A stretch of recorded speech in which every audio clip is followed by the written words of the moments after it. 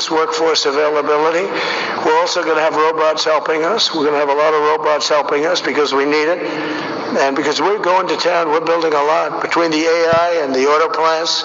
So we're going to need robots. We're going to have robots, but that's going to help us. The greatest revolution in financial technology since the birth of the internet itself. Many Americans are unaware that behind the scenes, the technical backbone of the financial system is decades out of date, many, many years out of date.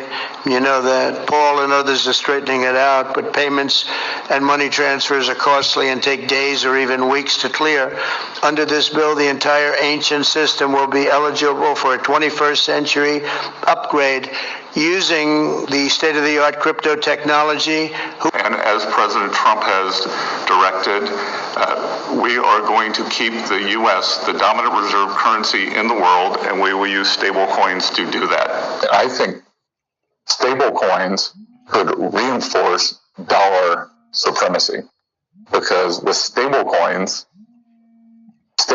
could end up being one of the largest buyers of U.S. treasuries or T-bills. Mm-hmm. So all of a sudden, if you are using a stable coin in Nigeria that's backed by the U.S. dollar, you don't actually have to have dollars. It's on your phone. You can transact. The Department of Commerce is going to start issuing its statistics on the blockchain because you are the crypto president, and we are going to put out GDP on the blockchain so people can use the blockchain for data distribution, and then we're going to make that available to the entire government so all of you can do it. We're just ironing out all the details so we can do it. Together, these world-leading technology giants are announcing the formation of Stargate. So put that name down in your books, because I think you're going to reduce the cost of virtually all goods and services. It'll make the United States a manufacturing superpower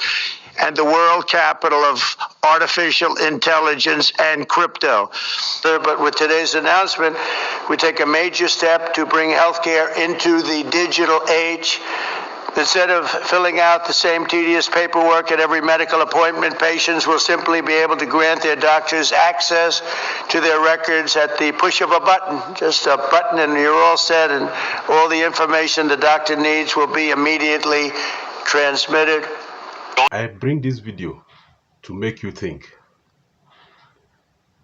While other countries are moving with the technological trend and developing their country, we in black society, especially Nigeria, have refused to move. Nations are developing, moving in technology and innovation, taking over society. But we have refused to move with them.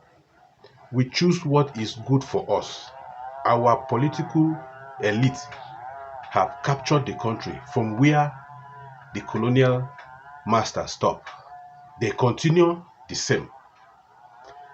Like the National Assembly said, they won't allow transmission of electoral result from the polling units. You see, what causes the riot, the uprising in 1929? The main reason was colonial economic exploitation, political imposition, and cultural disruption. These were the reason why in Uloko, in the present day Aba, one of the warrant chief appointed by the British to collect taxes from our people, one of them was Mark Emeruwa. He went to collect tax from one Mrs. Nwayiruwa. They were conducting census on animals, and they were taxing everything. The British were taxing everything that our people own, and the woman insisted. And she fought the warrant chief that came to collect tax from them. Directly, they were taxing our people directly. direct taxation. I could remember growing up, our people were shaving their beards. They were shaving their beards because if you have beards and you go to the town, the tax agents will ask you for tax. So they were shaving in order to avoid taxes.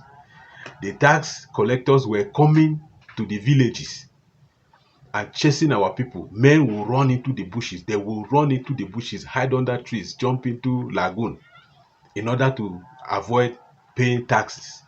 But what we have today, in January of this year, 2026, the government announced tax reform.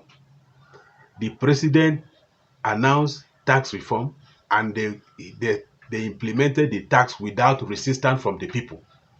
Right now, if you place a transaction or a transfer, you pay VAT. Value added tax will be deducted from your money directly, electronically, not manual collection of taxes. The government used technology to tax everybody without resistance and without objection. Now, technology have added taxation for the government. It is now time to elect credible candidates that will represent the country. The government is resisting. They don't want direct transmission of results from voting center to collation center electronically. They don't want it. They want to transfer it via road, where electoral agent will carry the results and go by road to Abuja to submit. And before it get there, they must have written their own choice candidate to have gotten the highest vote. This is what the government is resisting. And the people of Nigeria are quiet because they have been subjugated, because they have been suppressed. They cannot resist oppression like the women in 1929 did.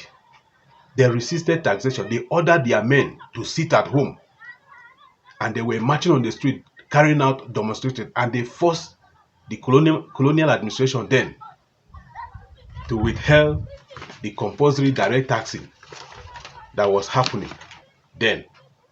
But what we have today is that the government have completely suppressed the people economically.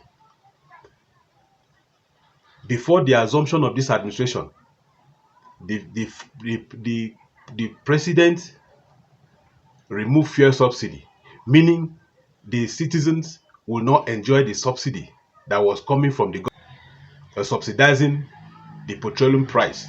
That causes the price of petroleum to skyrocket, meaning that the government is now making more money, meaning the government by now should have built projects like creating more national projects like road construction, electricity, increasing the electric generation and all that. But the government is taxing citizens for electricity. The other day, the National Assembly were saying that the people are wasting energy, so they need to pay more taxes so that they will avoid wasting energy.